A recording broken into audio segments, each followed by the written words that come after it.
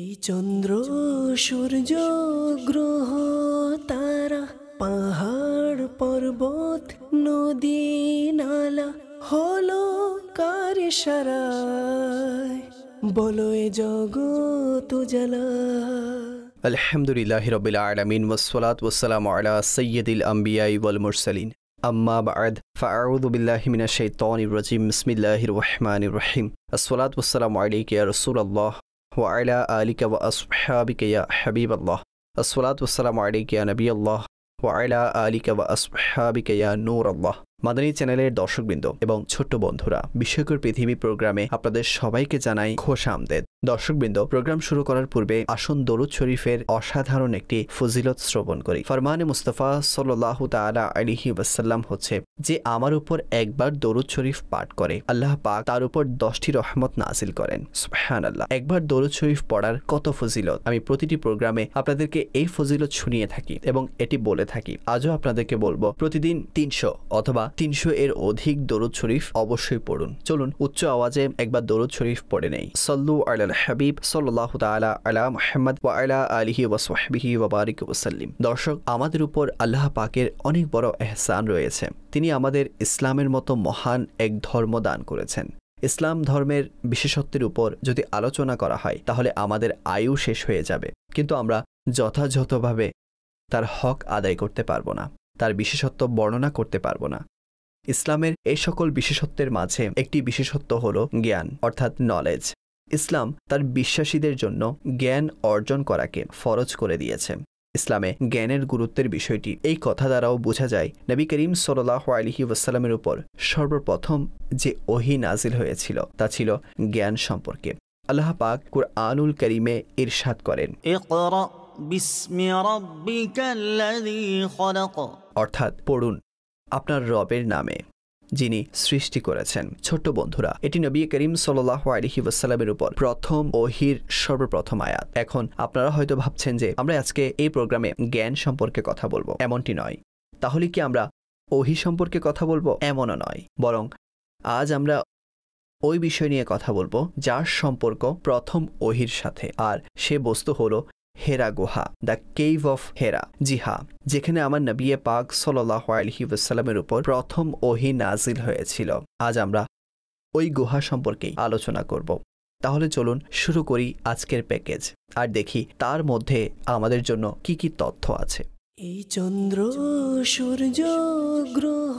হেরা গুহা মক্কায় মুকাররমার খুবই বরকতময়, সম্মানিত আর পবিত্রতম ঐতিহাসিক স্থান। আশিকানে রাসূল শুধুমাত্র এর জিয়ারত করেই চক্ষু শীতল করেন না, বরং এর বরকত অর্জন করে থাকেন। নবী করিম সাল্লাল্লাহু আলাইহি ওয়াসাল্লামের নবুয়ত প্রকাশের পূর্বে এই হেরা গুহাতেই জিকির ও ফিকির ইবাদতে মশগুল থাকতেন। ইমাম আহমদ বিন মুহাম্মদ রাহমাতুল্লাহি তাআলা আলাইহি বলেন যে রাসূল সাল্লাল্লাহু আলাইহি ওয়াসাল্লাম ইবাদত করার জন্য হেরা গুহাকেই এজন্যই বেছে নিয়েছিলেন, কেননা অন্যান্য গুহার তুলনায় এই গুহার আলাদা একটু মর্যাদা ছিল, কেননা এর মধ্যে মন লাগিয়ে ইবাদত করা যেত এবং বাইতুল্লাহ শরীফের জিয়ারত হতো। মূলত হেরা গুহায় রাসূল সাল্লাল্লাহু আলাইহি ওয়াসাল্লামের জন্য 3টি ইবাদত একত্রিত হয়েছিল: একাকিত্ব, ইবাদত এবং বাইতুল্লাহ, অর্থাৎ আল্লাহ পাকের ঘরের জিয়ারত। অথচ অন্যান্য গুহায় এই 3টি বিষয় ছিল অনুপস্থিত। হেরা গুহা 4 গজ লম্বা এবং 2 গজ চওড়া। এই গুহা জাবালে হেরা, অর্থাৎ হেরা নামক পাহাড়ে কেবলার দিকে অবস্থিত। এই পাহাড়কে জাবালে নূরও বলা হয়। এই পাহাড় মক্কায়ে মুকাররমা থেকে প্রায় 3 মাইল দূরে অবস্থিত। কিন্তু এখন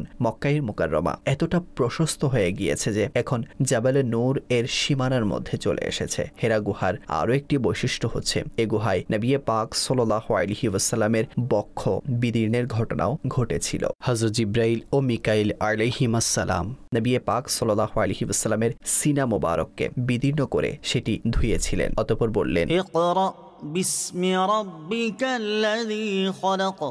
আর এর মধ্যে এই হিকমত ছিল যে যাতে তিনি দৃঢ় অন্তর এবং পূর্ণ পবিত্রতার সাথে একে অর্জন করতে পারেন। এটি ছাড়াও আরো 3 বার হুজুর সাল্লাল্লাহু আলাইহি ওয়াসাল্লামের বক্ষ বিদীর্ণ করার ঘটনা ঘটেছিল। হেরা গুহার সবচেয়ে গুরুত্বপূর্ণ যে বৈশিষ্ট্য তা হচ্ছে, এখানে নবী করিম সাল্লাল্লাহু আলাইহি ওয়াসাল্লামের উপর প্রথম ওহী অবতীর্ণ হয়েছিল, যা ছিল সূরা আলাকের প্রথম 5 আয়াত। ইকরা বিসমি রাব্বিকাল্লাযী খলাক خلق الإنسان من علق اقرأ وربك الأكرم الذي علم بالقلم علم الإنسان ما لم يعلم। তর্জমা: পড়ুন আপনার প্রতিপালকের নামে, যিনি সৃষ্টি করেছেন, মানুষকে রক্তপিণ্ড থেকে সৃষ্টি করেছেন। পড়ুন এবং আপনার প্রতিপালক সর্বাপেক্ষা বড় দাতা, যিনি কলম দ্বারা লিখন শিক্ষা দিয়েছেন, মানুষকে শিক্ষা দিয়েছেন যা সে জানত না। এ সকল আয়াতের শানে নজুল সম্পর্কে হযরত আয়েশা সিদ্দিকা তৈয়বা তাহেরা রাদিয়াল্লাহু তাআলা আনহা বলেন যে রাসূলুল্লাহ সাল্লাল্লাহু আলাইহি ওয়াসাল্লামের উপর ওহীর সূচনা ভালো স্বপ্ন দ্বারা হয়েছিল। তিনি সাল্লাল্লাহু আলাইহি ওয়াসাল্লাম যেই স্বপ্ন দেখতেন তা একদম তেমনই হয়ে যেত। অতঃপর তিনি সাল্লাল্লাহু আলাইহি ওয়াসাল্লাম একাকিত্বকে বেছে নিলেন, অর্থাৎ মানুষের থেকে আলাদা থাকতে লাগলেন, নির্জনতা অবলম্বন করতে লাগলেন, আর হেরা গুহায় যেতে লাগলেন, আর সেখানে কয়েক রাত অবস্থান করে ইবাদত করতে থাকেন এবং পানাহারের বস্তুও সাথে নিয়ে যেতেন। অতঃপর কিছুদিন পর হযরত খাদিজা রাদিয়াল্লাহু তাআলা আনহার নিকট ফিরতেন, আর তিনি এভাবেই খাবারের ব্যবস্থা করে দিতেন। যখন তিনি সাল্লাল্লাহু আলাইহি ওয়াসাল্লাম হেরা গুহায় ছিলেন, ফেরেশতা তার নিকট এসে আরজ করলেন, অর্থাৎ পড়ুন। নবী করিম সাল্লাল্লাহু আলাইহি ওয়াসাল্লাম বলেন, আমি বললাম আমি পাঠকারী নই, তো আমাকে ধরে খুব জোরে চাপ দিলেন, অতঃপর ছেড়ে দিয়ে বলল, পড়ুন। আমি বললাম আমি পাঠকারী নই। সে আমাকে ধরে পুনরায় জোরে চাপ দিল, অতঃপর ছেড়ে দিল, অতঃপর আবার বলল, পড়ুন। আমি বললাম আমি পাঠকারী নই।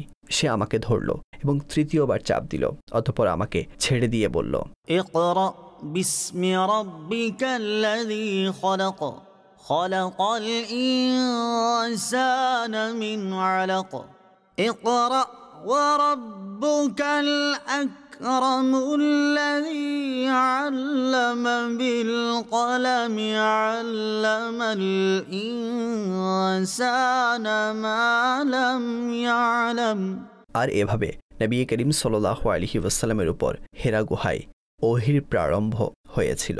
হেরা গুহার ফজিলতের ব্যাপারে যদি আলোচনা করা হয় তবে এটি সর গুহা থেকেও উত্তম, কেননা গায়ে সর এ আল্লাহ রাসূল সাল্লাল্লাহু আলাইহি ওয়াসাল্লাম 3 দিন অবস্থান করেছিলেন, অথচ হেরা গুহায় হুজুর সাল্লাল্লাহু আলাইহি ওয়াসাল্লাম একটি দীর্ঘ সময় যাবৎ অবস্থান করেছিলেন। এছাড়াও হেরা গুহার আরও কিছু বিশেষত্ব আছে যা উলামায়ে কেরাম তাদের কিতাবে বর্ণনা করেছেন। নাম্বার 1, হেরা গুহায় আগত ব্যক্তি যখন পাহাড়ে চড়ে তখন এটি স্বীয় ফজিলতের কারণে আগত ব্যক্তির দুঃখকে দূর করে দেয়। নাম্বার 2, যখন রব তাআলা তুর পর্বতে তাজাল্লি বর্ষণ করেছিলেন তখন তা টুকরো টুকরো হয়ে গিয়েছিল, আর সে টুকরোগুলোর একটি টুকরো হলো হেরা পর্বত। নাম্বার 3, জোহরের সময় এর মধ্যে দোয়া কবুলকারীদের দোয়া কবুল হয়, আর আহ্বান করা হয়, যে ব্যক্তি আমার নিকট দোয়া করে আমি তার দোয়া কবুল করি। সুবহানাল্লাহ। নাম্বার 4, হেরা গুহায় আল্লাহ নূরের কেন্দ্র প্রতিষ্ঠিত, আর এর উপর অবস্থান করা অনেক পছন্দনীয়। এই চন্দ্র দর্শকবৃন্দ এবং ছোট্ট বন্ধুরা, হেরা গুহা সম্পর্কিত এই সকল তথ্যাবলী যা আপনাদেরকে বলেছি আমার তো অনেক ভালো লেগেছে শুনে এবং পড়ে।